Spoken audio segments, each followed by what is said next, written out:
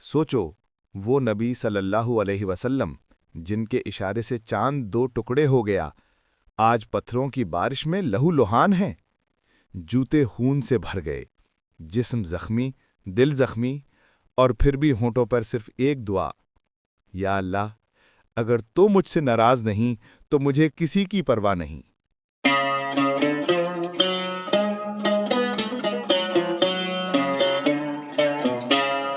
نبوت مل جانے کے 9 برس تک نبی اکرم صلی اللہ علیہ وسلم مکہ مکرمہ میں تبلیغ فرماتے رہے اور قوم کی ہدایت اور اصلاح کی کوشش کرتے رہے، لیکن تھوڑی سی جماعت کے سوا جو مسلمان ہو گئی تھی اور تھوڑے سے ایسے لوگوں کے علاوہ جو بجا مسلمان نہ ہونے کے آپ کی مدد کرتے تھے، اکثر کفار مکہ آپ صلی اللہ علیہ وسلم اور صحابہ رضی اللہ عنہم کو ہر طرح کی تکلیفیں پہنچاتے تھے، مذاق اڑاتے تھے اور جو ہو سکتا تھا اس سے درگزر نہ کرتے تھے۔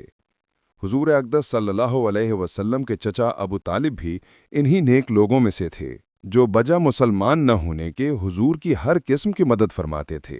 10ویں سال میں جب ابو طالب کا بھی انتقال ہو گیا تو کافروں کو اور بھی ہر طرح کے کھلے عام دشمنی کرنے کا اور اسلام کی تبلیغ کو روکنے کا موقع مل گیا۔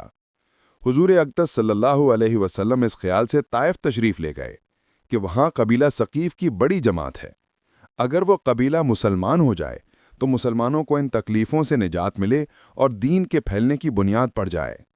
وہاں پہنچ کر قبیلے کے تینوں سرداروں سے جو بڑے درجے کے سمجھے جاتے تھے گفتگو فرمائی اور اللہ کے دین کی طرف بلایا اور اللہ کے رسول یعنی اپنی مدد کی طرف متوجہ کیا، مگر وہ لوگوں نے بجائے اس کے کہ دین کی بات کو قبول کرتے یا کم از کم عرب کی مشہور مہمان نوازی کے لحاظ سے ایک نیا مہمان سمجھ کر خدمت کرتے، صاف جواب دے دیا اور نہایت بے رخی اور بد اخلاقی سے پیش آئے۔ ان لوگوں نے یہ بھی گوارا نہ کیا کہ آپ صلی اللہ علیہ وسلم وہاں قیام فرما لیں۔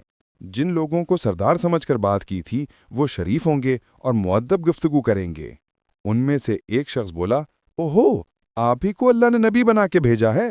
دوسرا بولا، اللہ کو تمہارے سوا کوئی اور ملتا ہی نہیں تھا جس کو رسول بنا کے بھیجے۔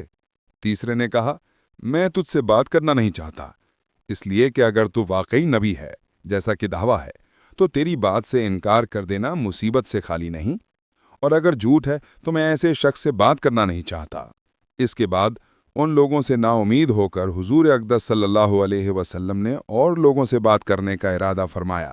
آپ صلی اللہ علیہ وسلم ہمت اور استقلال کے پہاڑ تھے، مگر کسی نے بھی بات کو قبول نہ کیا، بلکہ بجائے قبول کرنے کے حضور اقدس صلی اللہ علیہ وسلم سے کہا کہ ہمارے شہر سے فوراً نکل جاؤ اور جہاں تمہاری چاہت کی جگہ ہو وہاں چلے جاؤ۔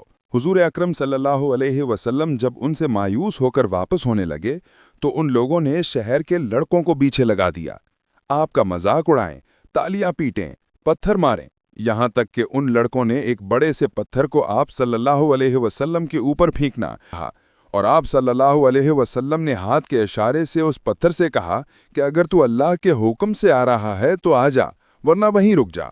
آج بھی وہ پتھر اس پہاڑ کے اوپر کھڑا ہے اور پہاڑ سے اوپر ہی ہے۔ پھر ان لڑکوں نے آپ صلی اللہ علیہ وسلم کو اتنے پتھر مارے کہ آپ لہو لوہان ہو گئے، یہاں تک کہ آپ کے جوتے خون سے بھر گئے۔ طائف میں پتھروں کی بارش ہو رہی تھی، ہر قدم پر پتھر گرتے، مگر ایک دم پتھر لگنے سے خون بہنے جیسا نہیں ہوتا۔ پتھر تو پتھر ہوتے ہیں، کوئی تیر بھی نہیں۔ پھر بھی اتنے پتھر پڑے کہ پنڈلیاں پھٹ گئیں، خون نکلتا رہا، جو جوتا تھا وہ خون سے بھر گیا۔ ساری کائنات کے سردار بے ہوش ہو گئے، جتنا وہ بھاگ سکتے تھے بھاگتے رہے اور پھر گر کر بے ہوش ہو گئے۔ جب آپ کی یہ حالت حضرت زید رضی اللہ تعالیٰ عنہ نے دیکھی تو آپ صلی اللہ علیہ وسلم کو کندھے پر اٹھا کر تیزی سے بھاگے۔ سامنے ایک انگوروں کا باغ تھا جس کا مالک عتبہ تھا، وہ تیزی سے اس میں داخل ہوئے اور نبی پاک صلی اللہ علیہ وسلم کو ایک انگور کی بیل کے نیچے لٹا دیا۔ باغ کے مالک عتبہ نے اپنے نوکر عدس کو بلایا جو نینوا کا رہنے والا تھا، یعنی مسیحی تھا۔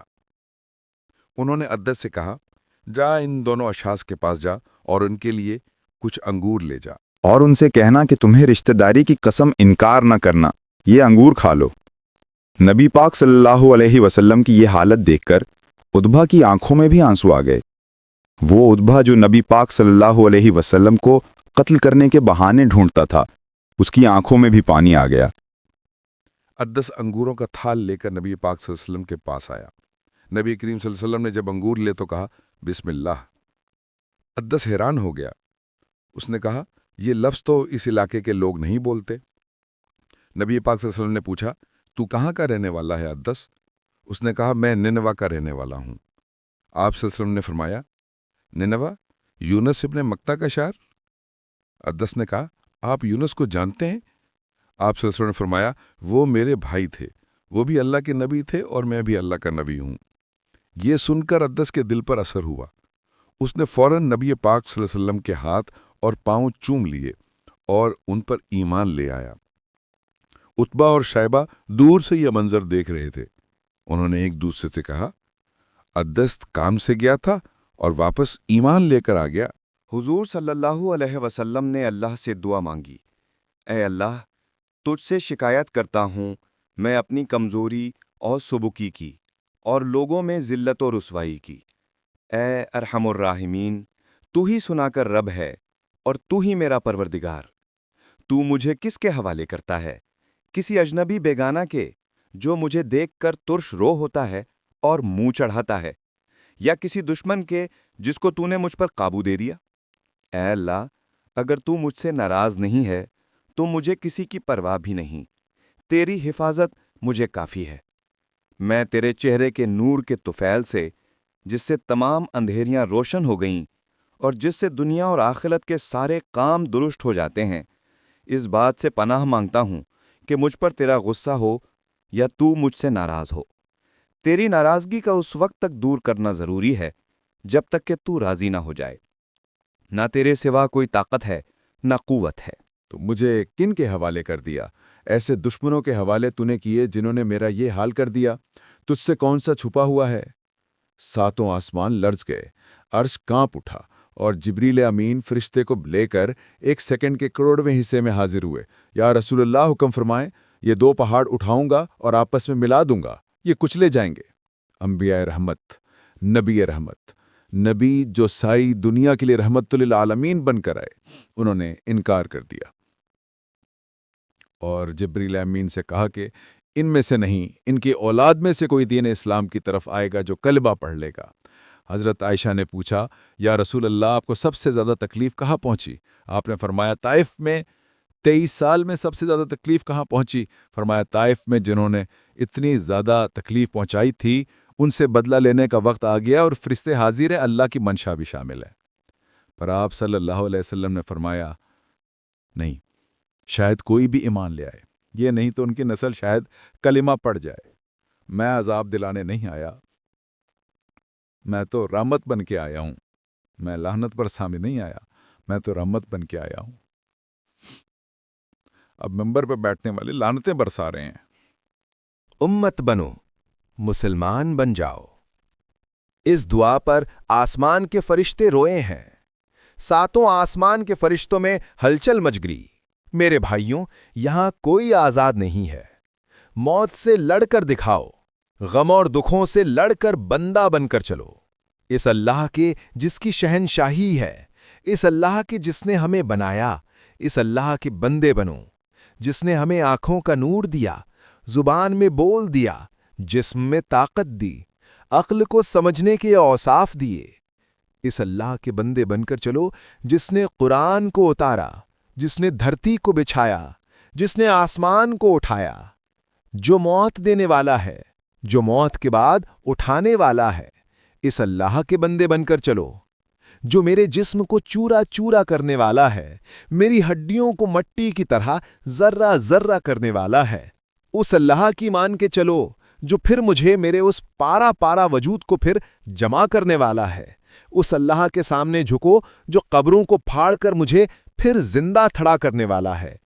इस अल्लाह के सामने झुको जो सारी आदम की नस्ल को दोबारा जिंदा करने वाला है। इस अल्लाह के सामने झुको जो जमीन और आसमान को एक दिन तोड़ेगा और फिर बनाएगा। आज हम उन्हीं के उम्मती हैं, मगर जिन लोगों ने पत्थरों से जख्मी किया वो बख्श दिए गए, और हम जो इश्क के दावेदार हैं, क्या हमने उनकी सुन्नत को अपनाया? सोचो, वो नबी जो पत्थरों में भी रहमत ढूंढते थे, ہم ان کے نام پر نفرت کیوں بانٹتے ہیں؟ یہ کہانی نہیں، یہ سبق ہے، صبر، رحمت اور محبت کا، اس نبی کا جو دنیا کے لیے رحمت بن کر آئے۔